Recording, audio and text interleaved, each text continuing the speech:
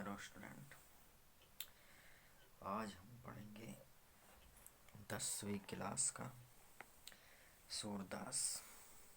जो काव्य में पहला हमारा वो है पद सूरदास जी का, उसको पढ़ेंगे। चरण कमल बंदो हरि राही। सूरदास जी कहते हैं कि मैं यानी बालक कृष्ण के कमल रूपी चरणों की वंदना करता हूँ। जाकी कृपा पंगोगिरी लागे, जिनकी कृपा से लंगड़ा भी पहाड़ों को लांघ सकता है। अंधे को सब कुछ दर्शाई, अंधे को सब कुछ दिखाई देने लगता है।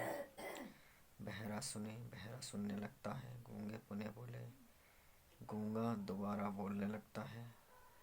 रंक चले सिर छत्र झराई, रंक भी राजा बन सकता है। सूरदास स्वामी करुणा में बार बार बंदो थी पाई। सूरदास जी कहते हैं कि मैं ऐसे करुणा निधि ईश्वर की बार बार वंदना करता हूँ। नंबर 2, अभिगति कछु कहत न आवे। यानी निराकार ईश्वर के रूप के बारे में कुछ नहीं कहा जा सकता। जो गूंगे मीठे फल सो रस अंतर्गति भाव है। जिस प्रकार से गूंगा व्यक्ति होता है और वह उसके फल का जो अनुभव होता है उसके रस का, यानी जो स्वाद होता है, परम स्वाद सभी निरंतर अमित तो सुख जावे। उसके स्वाद का अनुभव जो है वो ही ले सकता है, यानी उसके अंदर, यानी वो किसी को बता नहीं सकता। उसके अनुभव को वह शब्दों में बयान नहीं किया जा सकता। मन बानी को अगम अगोचर सो जाने सो पावे। यानी यहाँ जो उसकी श्रेष्ठ अनुभूति होती है उसे वह अपने मन में भी रखता है, किसी को दिखाई नहीं दे सकता और किसी को वह नहीं बता सकता। यानी उसे वही जान सकता है जो उसे उसकी भक्ति करता है। रूप रेख गुण जातै जुगति बिनु निरालंब कित धावे। निर्गुण ईश्वर का कोई स्वरूप आकृति गुण जाति वाला है। किसी स्थिति में वह बिना किसी आधार के उसका मन भटकता है। निर्गुण ब्रह्म सभी तरह से अगम्य है। इसलिए सूरदास जी बिना किसी भेदभाव के वो उसके पद गाते हैं। आगे देखते हैं। नंबर 3, किलकत काना घुटन आवत। यानी जो कृष्ण है, बालक कृष्ण, वो किलकारी मारते हुए घुटनों के बल चले आ रहे हैं। मनी में कनक नंद के आंगन बिंब पकड़िबो धावत। और बाबा नंद के आंगन में, स्वर्ण के समान आंगन में वह अपनी प्रतिबिंब जो दिखाई देता है उसे पकड़ना चाहते हैं। कभू निरखी हरि आफू छाँव को करसो पकड़न धात। कभी वह अपनी ही परछाई को अपने ही हाथ से पकड़ना चाहते हैं। किलकी हसत राजत दे दतियाँ पुनि पुनि तिहि अवगात। और जब वे किलकारी मारते हैं तो उनके आगे के 2 दांत दिखाई देते हैं। कनक भूमि पर कर पग छाया, यह उपमा की राज थी। उनकी कनक के समान जो भूमि है उस पर एक प्रकार की उपमा दी जा सकती है। यानी ऐसा कहा जा सकता है, करी करी प्रीति पद प्रीति मणि मसूदा कमल बैठती राजती। जैसे उनके यानी हाथ पैरों को रखने के लिए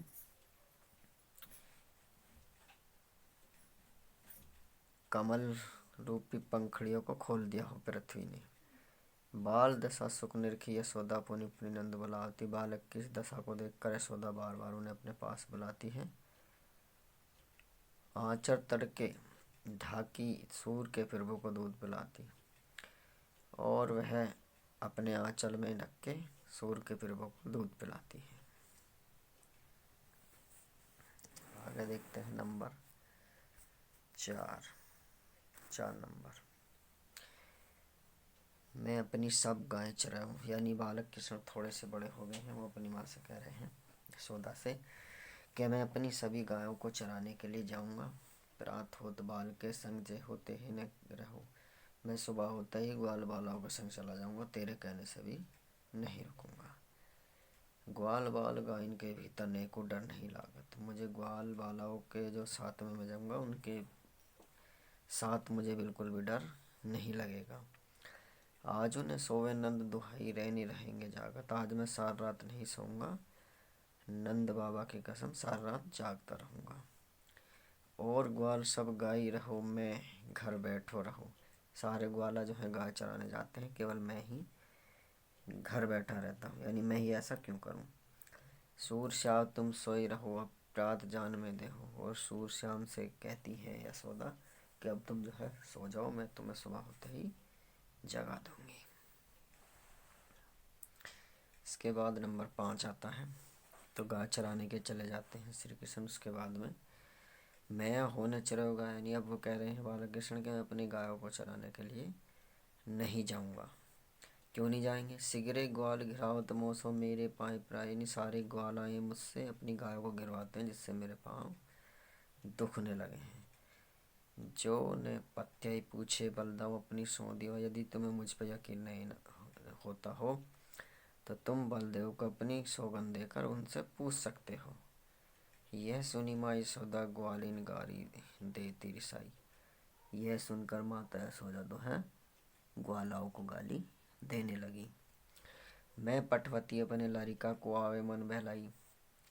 मैं अपने लाल को जो है मन बहलाने के लिए ग्वालाओं के साथ भेजती हूँ। सूर श्याम मेरो अति बालक मारत ताई रिंगाई।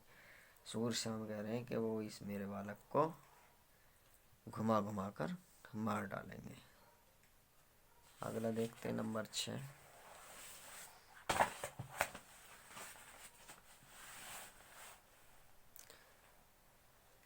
नंबर 6 सखीरी मुरली लीजे चोरी, यानी ये कहीं कहीं से है, एक साथ नहीं है, कोई कहीं से स्टेप दे रखा है कहीं से। तो एक गोपी दूसरी गोपी से कह रही है कि सखी उस मुरली को ही चुरा लो, जिनी गोपाल की ने अपने बस प्रीति सवन की तोड़ी। जिसने गोपाल को अपने बस में कर रखा है और सबसे नाता जो है तोड़ लिया है। छिन एक घर भीतर निसी बासर धरत ने कबू छोरी। जिसे एक पल के लिए भी दिन रात वे कभी अपने से अलग नहीं करते हैं और हमेशा उसे अपने पास ही रखते हैं। कभू कर कभी वे हाथ में रखते हैं, कभी होठों से स्पर्श कर, कभी अधनी कभी होठों पर रखते हैं।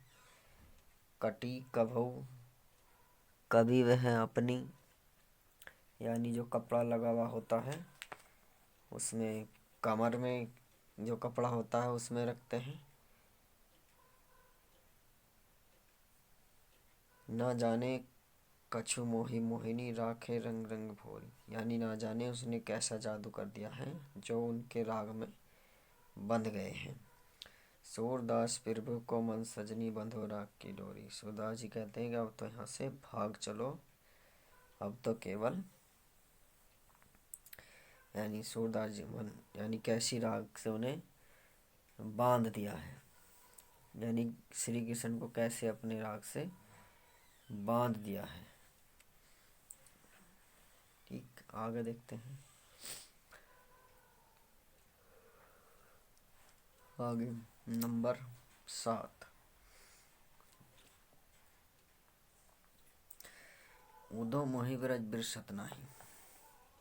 यहाँ पे श्री कृष्ण कह रहे हैं उद्धव से कि उद्धव, मैं जो है ब्रज की यादों को भुला नहीं पा रहा हूँ। वृंदावन गोकुल वन उपवन सघन कुंज की छाई। वो वृंदावन गोकुल का उपवन, बड़े बड़े पेड़ों की कुंज की छां। प्रात समय माता यशोमती और नंद देखी सुख पावत। जो सुबह सुबह ही माता यशोदा और नंद बाबा को देखकर सुख मिलता है, वो अब मुझे नहीं मिलता। माखन रोटी दहो सजावती हित साथ खावत। माखन की रोटी सुबह सुबह सजाकर मुझे देती थी और अपने साथ बैठकर खवाती थी। गोपी ग्वाल बाल संग खेलत सब दिन हंसत रिसात। गोपी और ग्वाल बालाओं के संग खेलते खेलते सारा दिन जो हंसते हंसते बीत जाता था। सूरदास धनी धनी ब्रजवासी जिनको हित देतात। सूरदास कहते हैं कि धन्य है वो ब्रजवासी जिन्होंने ऐसे माता पिता दिए हैं। आगे देखते हैं। जब उद्धव गोपियों को शिक्षा देते हैं ईश्वर की, तो वे क्या कह रही हैं। उद्धव मन ने भय 10-20। उद्धव हमारे 10-20 मन नहीं है। एक हो तो सो गए श्याम संग को अवराधारी ईश। हमारा एक ही मन था, वो श्री कृष्ण के साथ चला गया। अब हम ईश्वर को कहाँ बसाएं। इंद्री शीतल भई केशव बिनु जो देही बिनु शीस। हमारी इंद्रियां बिना कृष्ण के ऐसे हो जाती हैं जैसे बिना सिर का शरीर। आशा लागी रही तन श्वासा जीवी कोटि वरीस। हमें जब तक हमारे अंदर सांस है, हमें उनके वापस आने की आशा लगी रहेगी, चाहे करोड़ों वर्ष क्यों ना हो जी हम इंतजार करते हुए। तुम तो सका श्याम सुंदर के सफल जोग से ईश। तुम तो श्याम सुंदर के सका हो, तुम हमसे ऐसी योग की बात यानी क्यों कर रहे हो संन्यास की बात। सूर हमारे नंदनंदन बिनु और नहीं जगदीश। सूरदास कहते हैं कि बिना कृष्ण के हमारे पास कोई और नहीं रह सकता, यानी हमारा कोई और ईश्वर नहीं बन, हमारा हम और किसी से ध्यान नहीं लगा सकते। अगले स्टेप में देखते हैं 9वें में, यानी 9वें पद में क्या कह रहे हैं सूरदास जी। उदो जाहु तुम्हें हम जाने, यानी यहाँ पे गोपियाँ कह रही हैं उद्धव से। जब उद्धव शिक्षा देते हैं गोपियों को कि तुम श्री कृष्ण से अपना मन हटा लो और ईश्वर में लगाओ, तो जब वो ताना मारते हुए कह रही हैं गोपियाँ, उद्धव जाओ तुम्हें हम जानी। उद्धव जाओ, हम जो है तुम्हें जान गए हैं। श्याम तुम्ही हो को नहीं पटाओ, तुम ही बीच बुलाने। तुम श्री कृष्ण के पास तक गए ही नहीं, बीच से ही रास्ता भूल कर आ गए हो। ब्रज नारी सो जो कहत सो बात कहने ल जाने। तुम हमसे ब्रज की नारियों से जोग की वाणी संन्यास की बात कह रहे हो, तुम्हें लज्जा नहीं आती। बड़े लोग ने विवेक तुम्हारे ऐसे भय अयाने। बड़े बड़े लोग तुम्हारी यानी बुद्धि की चर्चा करते थे, तुम ऐसे कैसे हो गए, तुम ऐसे सियाने कैसे हो, यानी तुम ऐसी बात हमसे कैसे कर रहे हो, यानी बुद्धिहीनता की बातें क्यों कर रहे हो। हम सो कहिले हम सहिले जियो गुनी लेहु सियानी। हमसे कह दी, यानी हमसे जो तुमने कहा हमने सह लिया, किंतु और किसी से ये बातें मत कहना। ध्यानपूर्वक सोच विचार लो कि तुम और किसी से ये बातें नहीं कहनी है। कहाँ अबला कहाँ दशा दिगंबर मस्ट करो पहचानो, यानी कहाँ हम कोमल नारी और कहाँ दिगंबर की कठोर दशा, जाओ हम तुम्हें पहचान गए हैं, यानी तुम जो है झूठ बोल रहे हो। दिगंबर जो है ये उसका जैन संप्रदाय जो है, जो जैन धर्म है उसकी दिगंबर दशा है कठोर वाली, उसमें उसके बारे में कहा गया है कि कहाँ दिगंबर की दशा, हम तुम्हें पहचान गए हैं। साँच कहाँ हमको तुम सपनी बूझती बात निदाने, यानी हम तुमसे सच सच बूझ रहे हैं, बिल्कुल भी मजाक नहीं कर रहे हैं। शूर श्याम जब तुम्हें पटायो तब ने को मुस्काने। जब श्री कृष्ण ने तुम्हें यहाँ भेजा था तो क्या वे मुस्कुराए थे, यानी क्या वे तुमसे मजाक कर रहे थे। आगे देखते हैं। फिर ये जो 10वां पद है इसमें कह रहे हैं, इसमें जो गोपियाँ हैं वो उद्धव से कह रही हैं कि निर्गुण कौन देश का वासी, यानी निर्गुण के बारे में शिक्षा देते हैं उद्धव। तो वो कह रहे हैं कि निर्गुण कौन से देश का रहने वाला है। हे उद्धव, जिस निर्गुण की तुम बात कर रहे हो वो कौन से स्थान पर रहता है। मधुकर के समझाए से बूझती सांस ने आती, यानी उद्धव हम तुम्हें समझा, हम तुम्हें झूठ मत समझना, बिल्कुल सच सच पूछ रहे हैं, यानी मजाक नहीं कर रहे हैं किसी प्रकार का। बताओ। ठीक ठीक, इसलिए हमें ठीक ठीक बता दो। को है जनक, उसका कौन पिता है? को है जननी, कौन उसकी माता है? कौन नारी, वह कौन सी नारी है? को दासी, उसकी कौन सी दासी है? कैसे वरन, उसका कैसा यानी रंग है? भेष यानी कैसा भेष है? किसी रस का अभिलाषी, वह कौन से रस को चाहने वाला है? पावेंगे पुनि की वो आपने, जोरे करोगे खांसी। और यदि तुमने हमसे झूठ बोला तो तुम्हें पाप लगेगा, इसलिए हमें सच सच बताओ। सुनत मौन हुए रहो बावर, सूर मत सबे मती नासी। ये उद्धव की ये बातें सुनकर, यानी गोपियों की बातें सुनकर उद्धव जो है मौन हो गए, बिल्कुल बावरे की तरह खड़े हो गए, जैसे कि उनकी बुद्धि नष्ट हो गई हो। अब देखते हैं, बिल्कुल आखिरी वाला स्टेप हमारा बचा हुआ है, इसमें क्या कह रहे हैं।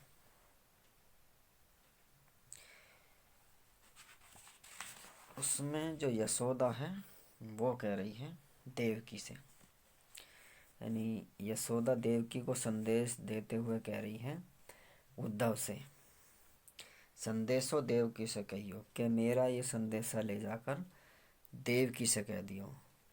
यानी जो जिसने श्री कृष्ण को जन्म दिया था कारागार में, उसका नाम देवकी था, और जिसने पाला था उसका नाम यशोदा था। तो यशोदा ने जो है देवकी को संदेश देते हुए उद्धव से कह रही है कि मेरा संदेश ले जाकर देवकी से कह देना। ठीक, कौन सा संदेश जाकर कह देना कि हो तो धाय तिहारे सुत की दया करत ही रही हूँ, कि मैं तो देवकी जाकर कह देना कि कृष्ण वास्तव में तो देवकी का ही है, मैं उसके बेटे का पालन पोषण करने वाली धाय माँ हूँ, यानी वास्तव में वह तुम्हारा ही पुत्र, तुमने जन्म दिया है, मैं तो केवल उसकी धाय माँ हूँ। यद्यपि टेव तुम जानती उनकी, तऊ मोहि कही आवे।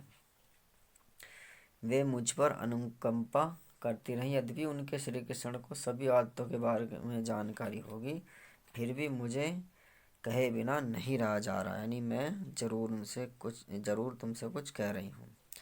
रात होत मेरे लाल लड़े तो माखन रोटी भावे, यानी सुबह होते ही मेरे लाल को जो है माखन की रोटी बहुत अच्छी लगती है। तेल उबटनो अरु तातो जल ताही देख भज जाता। तेल उबटन और गर्म जल को देखकर वह देखते ही भाग जाता है।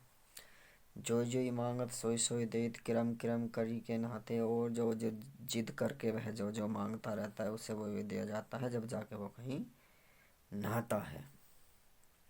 ठीक है, फिर उसके बाद में सूर पथिक सुन मोहि रैन दिन बढ़ो रहत उर संकोच, कि मेरे हृदय में रात दिन यह चिंता लगी रहती है कि मेरा अत्यंत दुलारा श्री कृष्ण वहाँ यानी क्या कर रहा होगा। मेरा अत लड़े तो मोहन हुए करत संकोच, इसलिए उसकी इच्छाएं पूरी नहीं हो पाती, इसलिए इसमें किसी प्रकार का संकोच नहीं है कि मेरे अलत लड़े तो मोहन हुए करे संकोच, यानी मेरा प्यारा कृष्ण जो है वो बहुत ही प्यारा है, इसमें किसी प्रकार का संकोच नहीं है, वह मेरा अत्यंत ही दुलारा है, मुझे रात दिन उसकी चिंता लगी रहती है।